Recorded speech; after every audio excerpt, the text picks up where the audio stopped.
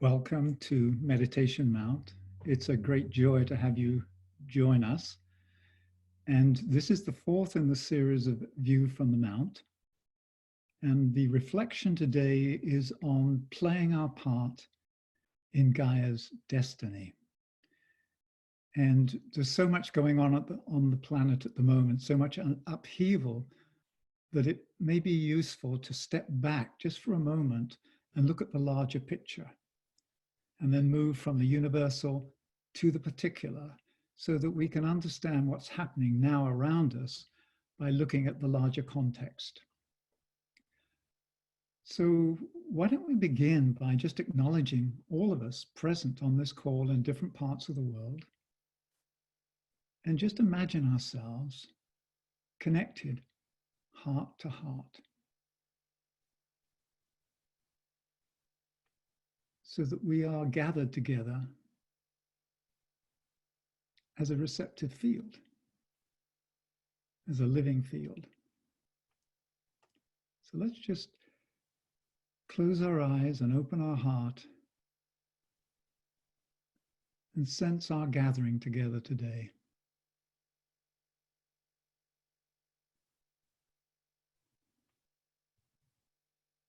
Thank you. So we're still under the influence of Virgo, the birthing sign. And then tomorrow, we'll be moving into Libra and also into the equinox.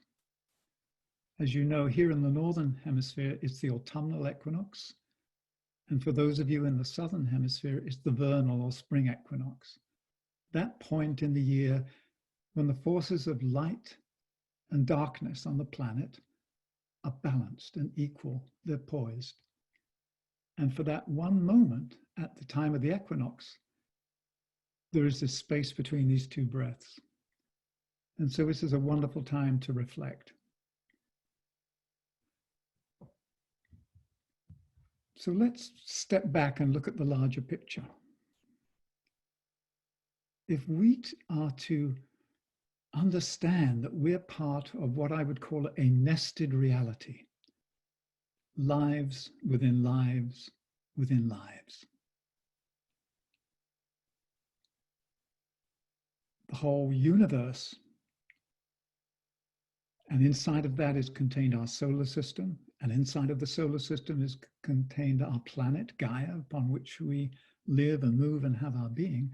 And then inside of us is what I call the universe of self. All those lives that look to us as their point of reference.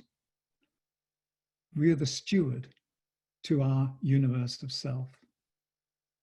And playing our part in the destiny of Gaia is to join with the soul of Gaia in the role of stewardship of the planet and its evolving consciousness.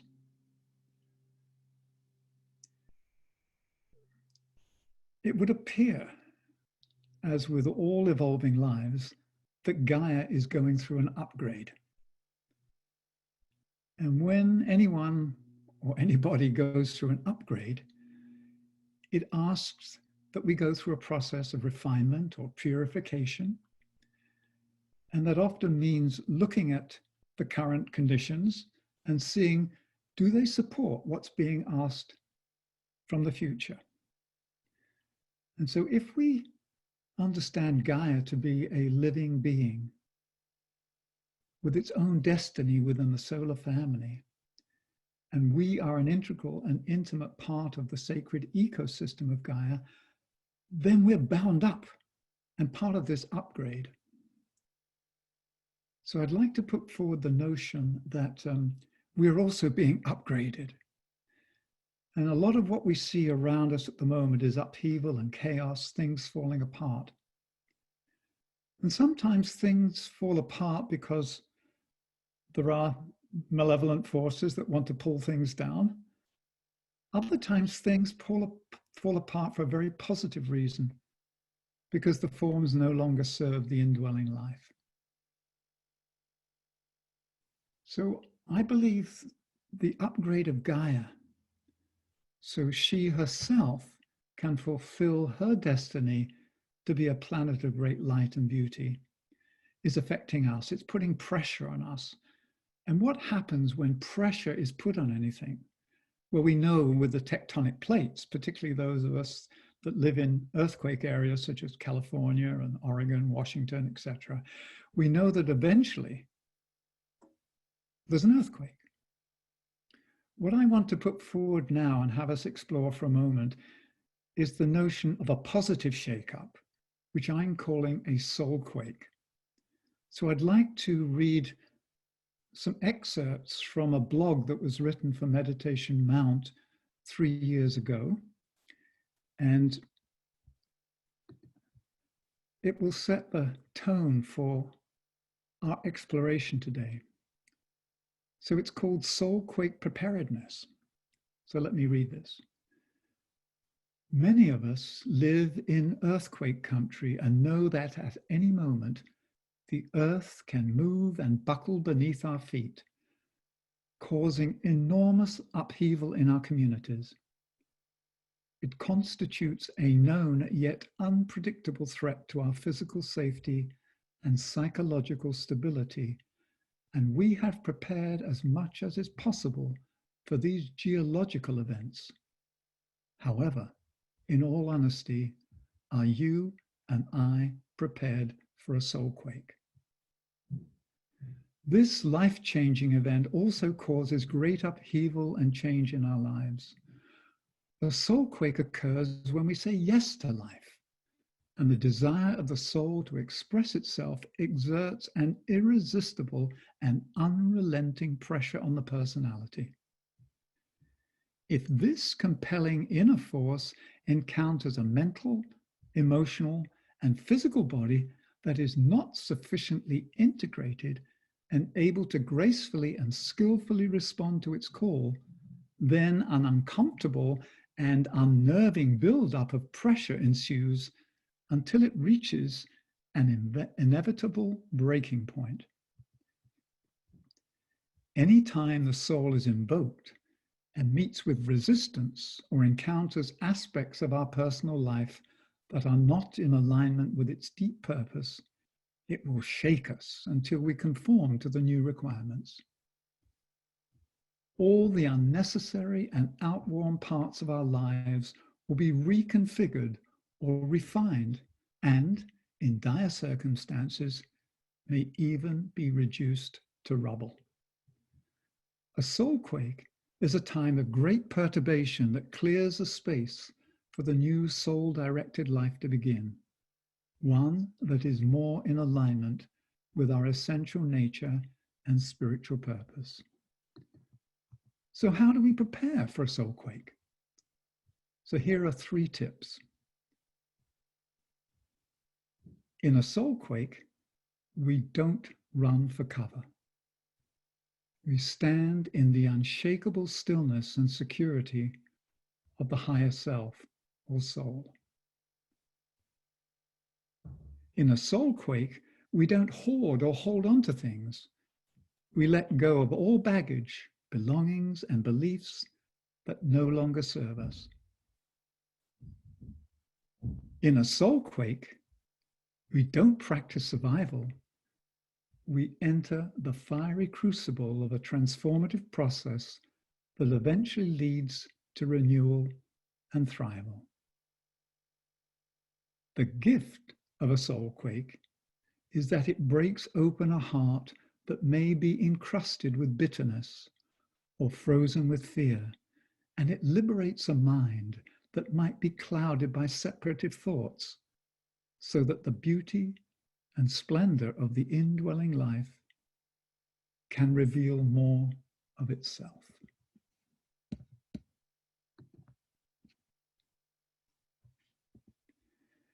And we'll post a link to that blog in the chat, so you can refer to it later if you wish. So we're being shaken. And what is this shake-up about? If you look at the Ageless Wisdom teachings, it talks about humanity at this time facing a great test collectively. And this is called the first initiation. And it basically says, man or woman, we cannot live by bread alone. We cannot rely on material goods to give us security, nourishment, and meaning. The source of those things is at a deeper level, at a soul level.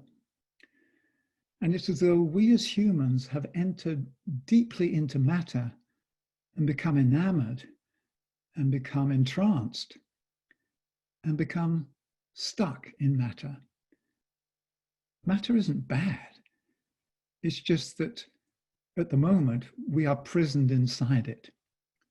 So as prisoners of the planet, we need to find a way to liberate ourselves.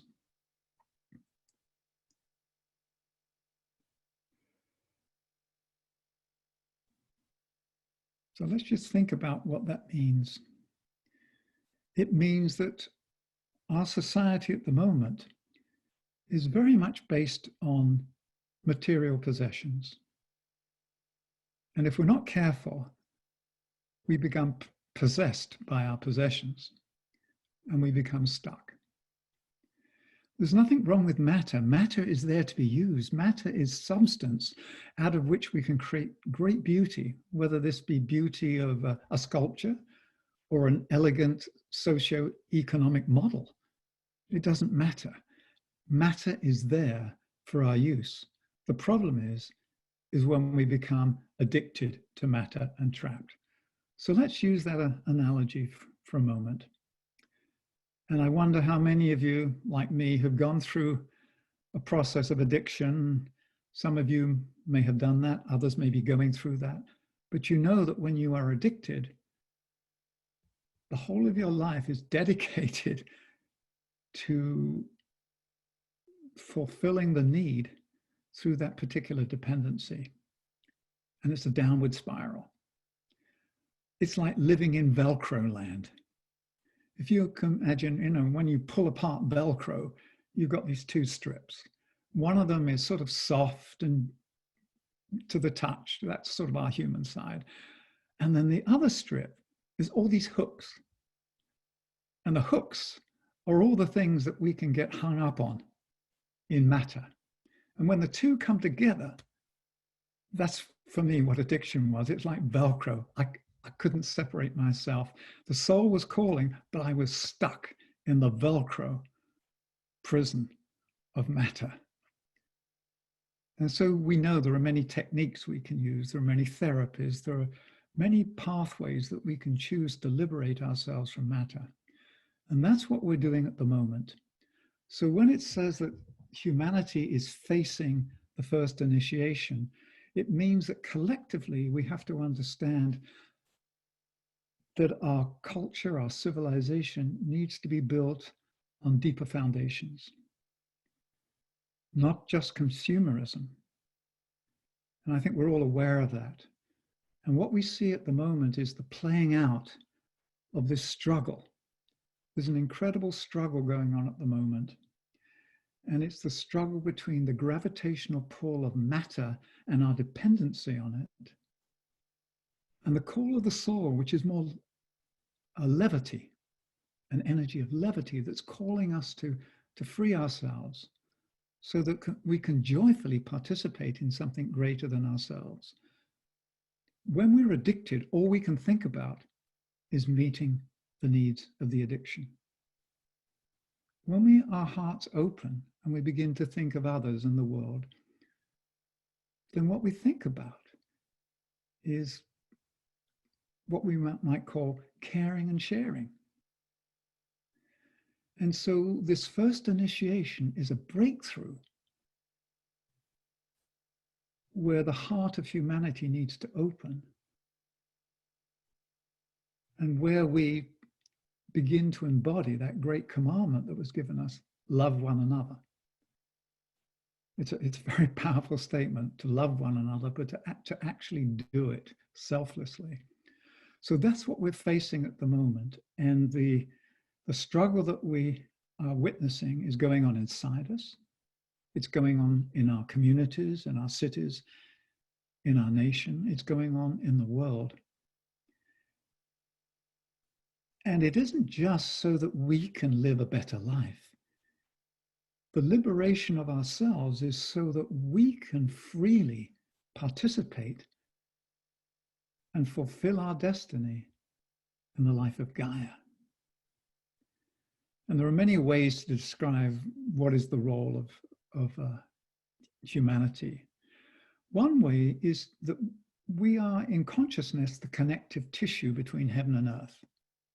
We form that living bridge. And we can only form that living bridge when we've done two things, really. One is to establish a resonant relationship with the soul, with the inner qualities that are the hallmark of the soul. And the other is to refine our vehicles, to purify ourselves, to build capacity so that the personality becomes a very effective and able agent of the soul on earth.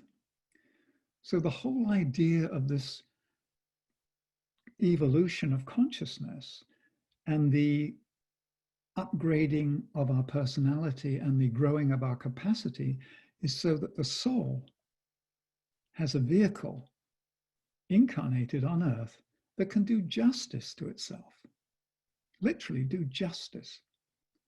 It can express fully without distortion. And I know that when I'm addicted or dependent on something for my own selfish needs, there's a distortion in the field, and I can't really live a life of beauty or live a life of caring and live a life of sharing. I'm living a life that is self-centered. And I think that's what we're witnessing at the moment on the planet. A lot of self-dealing, a lot of self-centeredness. And rather than blaming and making that bad, let us say that all of us have responsibility in liberating that aspect of our common humanity. So rather than spend the whole time for me just talking and presenting ideas and thoughts and reflections, I'm going to invite us to just contemplate, how are we experiencing this present upheaval in the world, this present crisis? How is it affecting us individually, our families, our communities, our world? And then what would be valuable for us to explore together as we inquire the way together? And I'm going to invite you to put into the chat box any themes, any questions, any concerns, any insights, any inspirations, anything that you think will be valuable for us to explore, like a door that we can enter and begin our journey. So the rest of this time together is really unscripted. It's directed by ourselves, because I want us to have this be meaningful and immediate. So it's not prepared beforehand. All I've done is prepare myself beforehand. And I invite you now, in the remaining time, we've got a good 20 minutes where we can explore whatever is alive in our field today, those of us who have gathered here today, and whatever we share in common as concerns, insights, genuine themes to explore, we know that those are replicated around the world in other people's hearts and minds, because we share a common humanity, and we are a fractal of that humanity here today. So I invite you, please, whenever you're ready, just to put something. The first one, I'm experiencing some anger that I'm trying to channel into constructive activity. So that's the first one. And what we'll do, we'll wait till we've got a few, and then we'll see are the common themes. And then we open one as a doorway and we look at it. And we will be surprised by what wisdom comes to us, because that's another thing I always remind us when we're gathered. what we bring to the table isn't just our past experiences. When we're gathered together with the intention of understanding more deeply the mystery that we're part of, we become an invocative field. We become a field that is receptive to wisdom coming through at this time. So the overlighting soul can actually give us insights collectively that we wouldn't necessarily have just by ourselves, or we haven't had before. So let's hold the possibility of new things showing up inside our field because we've set our intention to find out more clearly how we can more effectively play our part in Gaia's destiny.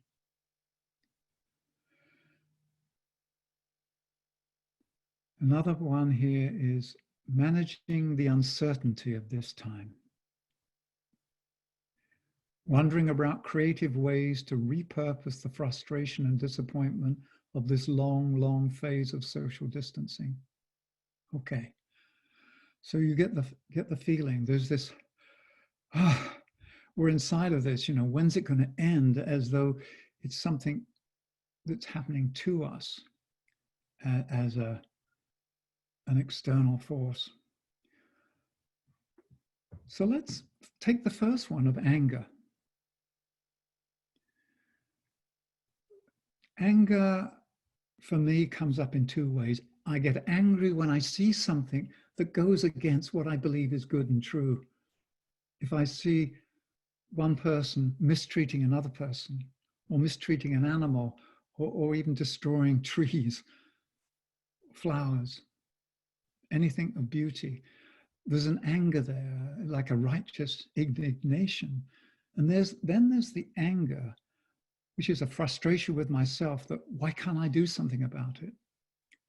I remember when I was 19, I was in India. I was on the road and I was in Calcutta. And it was a huge shock to me as a young person. And I felt powerless to help the people. There were people lying in the streets, there were people begging, there were people sick and dying, not the whole population, but the people I saw were in distress and I couldn't help them. And I felt angry. I felt angry at myself because I didn't have the power to do anything. I felt angry because nobody seemed to be doing anything in the society. And I felt that, why doesn't somebody come in and fix this? Why doesn't somebody take over and impose order on this country? And so what I did with my anger is I gave away my power. I was not in touch with the power in me that says, I do have the power to make a difference. I do have the power every moment through my choice to make something better for me and other people. It may not get rid of poverty overnight, but it's another step along the way of creating a world that is more fair, that has more caring and sharing. So, and anger also is a way of getting the energy moving. I know I've spoken a lot with some of my friends who are psychologists. They say with their client, they'd rather have a client who's angry than one who's silent. Because if you're silent and keep everything in, it can go in and you can go into a depression. If you're angry, you've got energy you can work with. So to release the energy, the question is, what do you do with the energy of anger once it's released? Can you harness it? Can the soul harness that energy and use it wisely? So those are the things, is how do we use, it's all energy. It's just conditioned by different emotions. So anger is an energy that's conditioned in a particular way. But how do we use energy wisely? How do we liberate it? And the frustration and disappointment of this long phase, I believe, for me, it's no longer necessary to ask myself or tell myself, oh, it'll end soon. Or when's it going to end? Oh, it'll be November. November, I can travel again. I can go back to Europe. I've stopped doing that. I'm accepting this is how it is now. Let me live in the moment. And moment by moment, things will change. And it may be in one moment, it's now okay to travel or not. It doesn't matter. I've had to let go of what constituted my previous life, and just accept this is what's happening. But not to stand there as a victim, just let it come at me, but to say, this is what's happening. Now, what is it that is seeking to happen at a deeper level? Which is the birth that's wanting to happen, the birth of a more of a soul-directed and a soul-infused society. And so how do we accept that we're present in this time of upheaval? And how do we accept that we actually had the power to make a difference? And I've mentioned before that at Meditation Mount, we look to three principles that give us strength and hope.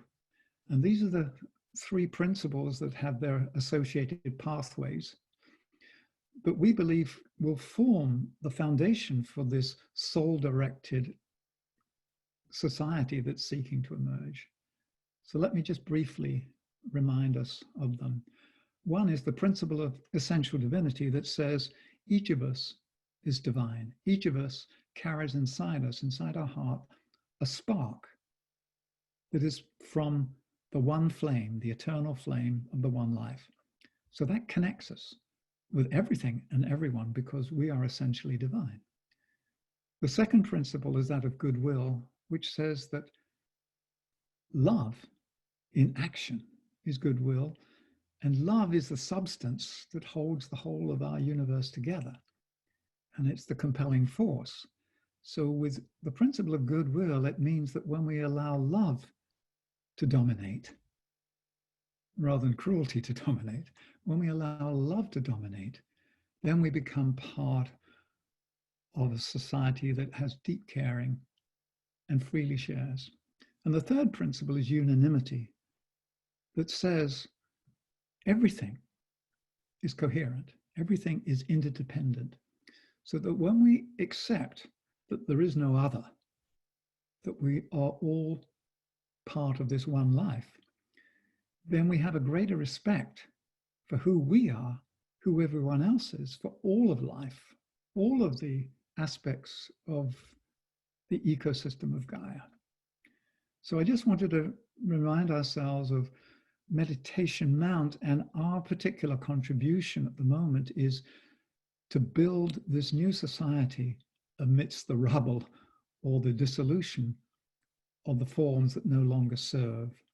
Because it's easy to get caught up with what's collapsing around us and not to realize that inside of the dissolution is a great resolution, a great renaissance of the soul that is seeking to be born through us, individually and collectively. So let me read you a few others. I try to focus on gratitude.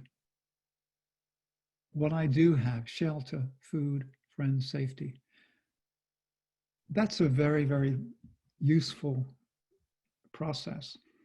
And for me, gratitude is one of the most powerful forms of being present that I've found. And what I've said to people, and I tell myself all the time, is gratitude is how I and we say yes and thank you to life. By being grateful, I embrace life and life embraces me. So by being grateful, I create a condition in which a spirit of grace may enter. So gratitude creates a space for grace. And when grace enters, there is a different kind of serenity. It's a serenity in the middle of turbulence. So it's not hiding away from the turbulence, but it's finding a place to stand. And gratitude reconnects us with life. And so that was, Carol wrote that. So I agree, gratitude is a very powerful, not just a refuge, but it's a very powerful place from which to act and in which to stand, because it reconnects us all the time. When I'm grateful, I'm acknowledged that I've been given something, that I do not lack anything. Then it says, I realize that that self is only a concept, the egoic sense of separation that causes suffering. However, I feel that this new soul birth evolving is uncomfortable. Yeah. So we're going through the labor pains of the renaissance of the soul, the birth of the soul. And we're encountering in ourselves the resistance to this new birth. And the resistance goes back to what I would say is the addiction. And I would acknowledge that I still am addicted to things. There are certain things that I'm free of now, but there are other things that I go to and as my sort of security blanket. And I'm learning that my security blanket really is standing in the light and warmth of the soul and being embraced by it, or being embraced by the mother of the world, by Gaia.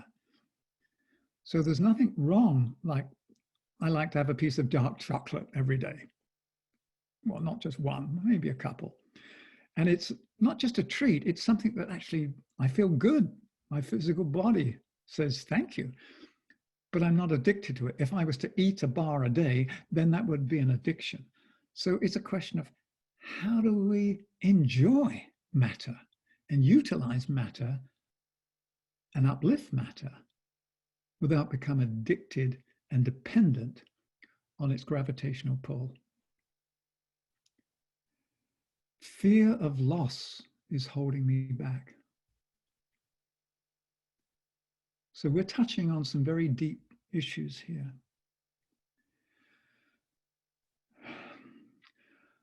Fear of loss is usually the fear of loss of identity. And this happens when the forms that have given me my identity suddenly start to crumble, and I'm no longer standing on terra firma, it's shaky ground. So for instance, if I have a career, I'm a professional person, for instance, and I become over-identified with my career as my source of identity, rather than my field of expression and my field of service, if I lose my job, if I'm made redundant, as they say, then it's as though I've lost my identity. And so if we are able to let go of seeing our identity as an outer form, but our identity as the deep presence of the soul, then when a form disappears, we don't lose our identity. We may temporarily lose a form of expression. But we don't go down with the ship. And so this is a very deep thing. And the fear of the loss of identity really goes back to what in the Ageless Wisdom teachings, the Master D.K. talks about in the Alice Bailey books, is the greatest cause of the lack of inspiration and creativity in our species is the fear of death. So the greatest loss that we can encounter sometimes is the fear of death. And so how can we overcome the fear of death? I remember when I was in farming in Sweden back in the early 70s, outside the farmhouse was this silver birch tree. It was very, very beautiful. And around this time of year, the leaves would turn yellow, and then the winds would come, and one by one, the leaves would blow away. And the tree stood bare and naked. What if the tree was identified with its leaves, so that every time a leaf blew off, it went, oh no, what's happening to me? What I understood from that birch tree was that it willingly lets go of its leaves because deep in its heart, it knows that there are buds of the new that will be forming. And after winter, in the deep sleep of winter, will come spring. And with spring comes the renewal and the bursting forth of new leaves. So part of the fear of loss is not understanding that life is constantly renewing itself from the inside out. And I believe that many people now have nothing to hold on to, particularly, as we say, with COVID-19 and the lockdown and having to wear masks and social distancing. The things that have given us meaning and sense of belonging are no longer there at hand. Let's see what else is in the chat.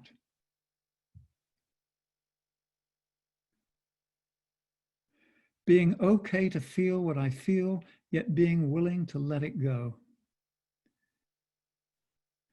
And I think this is the big test. It is for me.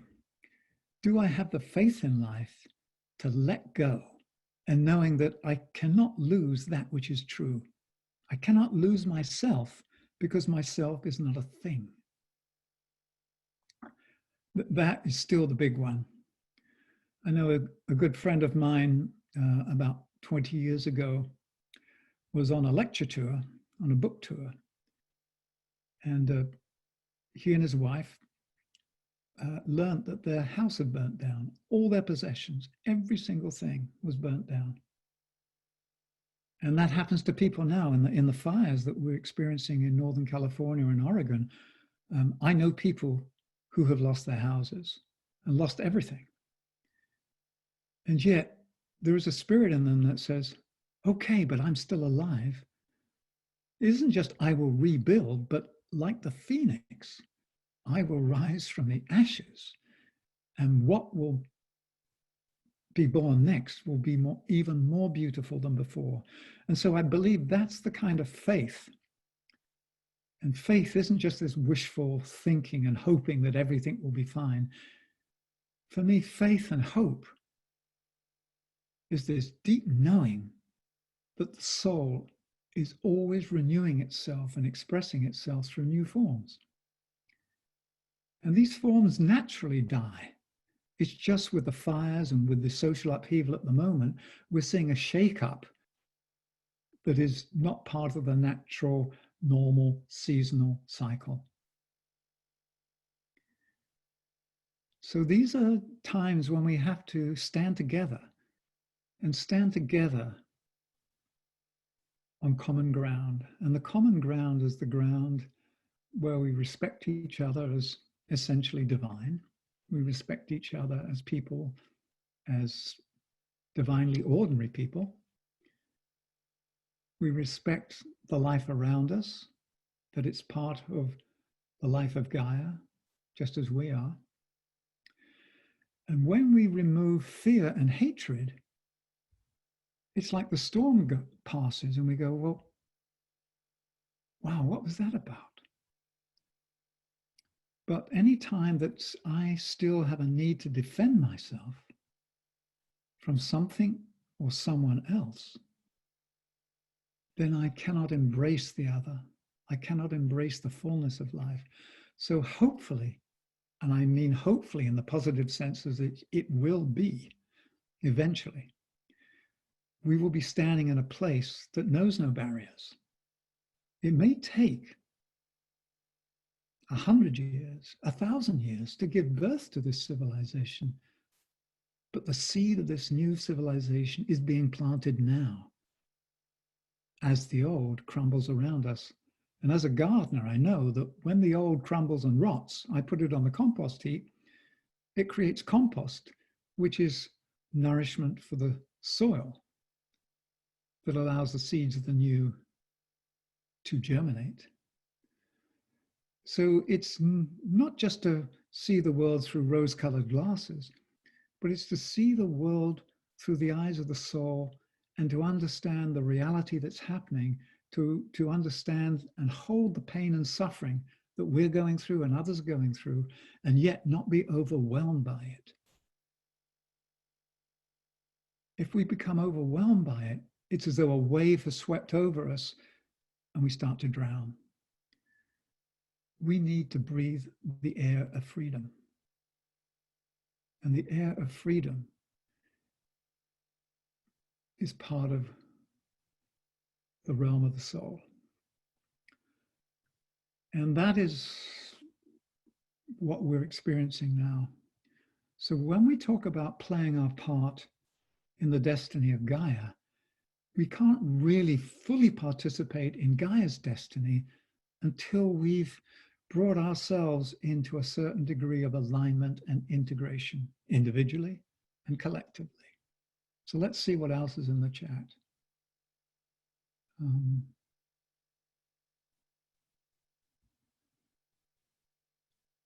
Experiencing grief for I have lost a loved one.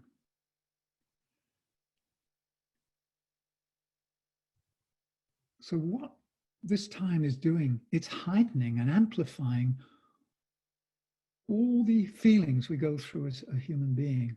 It's as though it's under a magnifying glass, and we're feeling the grief, we're feeling the pain, we're feeling the loss. And one of the things that happens when the heart is opened, it has a greater capacity to hold grief and to hold the pain, not only our own pain, but the pain of others. If I look at a couple of beings who've gone before us, I'm thinking of Buddha and the Christ. If you look at their life story and what they did to expand their awareness to the point where it said the Buddha can hold the suffering of the world, and in fact is not going to enter nirvana, that has already been earned until all suffering has ceased and the last weary pilgrim has made their way home. And it says that we're told in the Bible that Christ is a person of sorrow, a man of sorrow.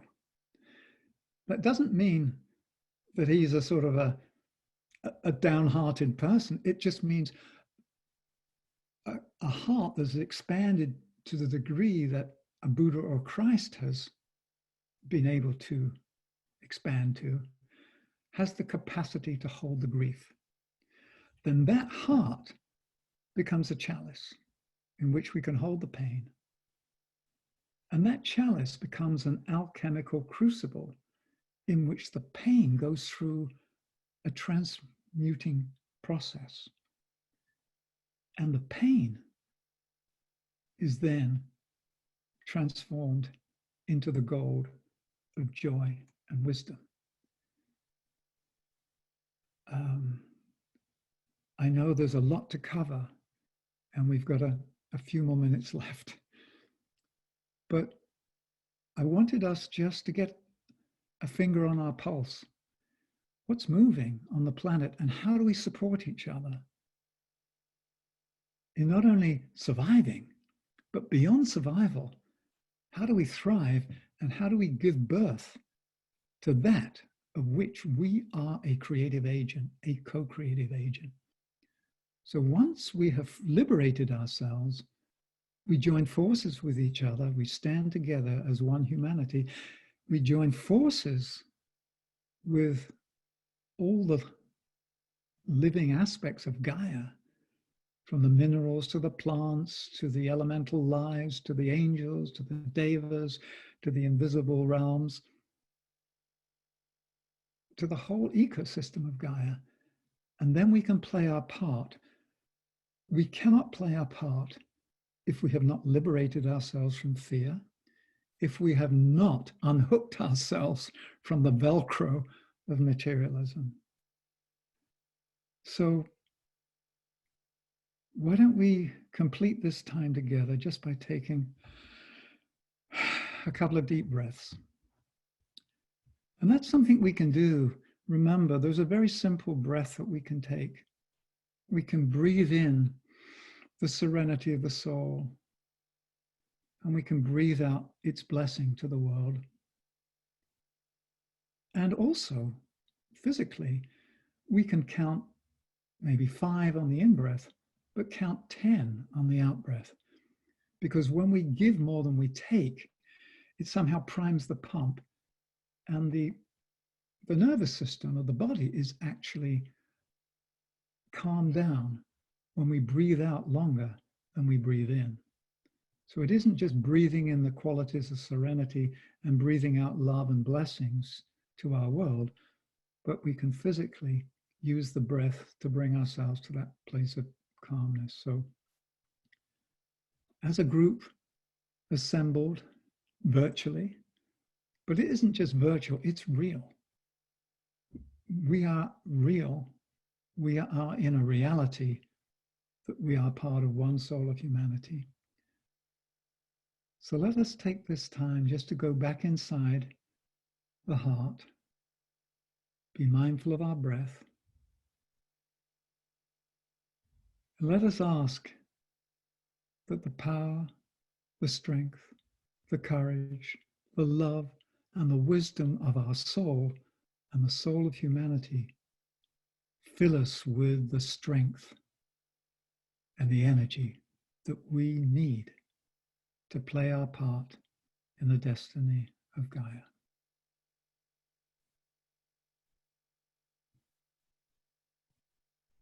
Deeply grateful for our time together. And just very briefly, next week, October the 1st, there is a full moon meditation at 1:30 p.m. Pacific Daylight Time.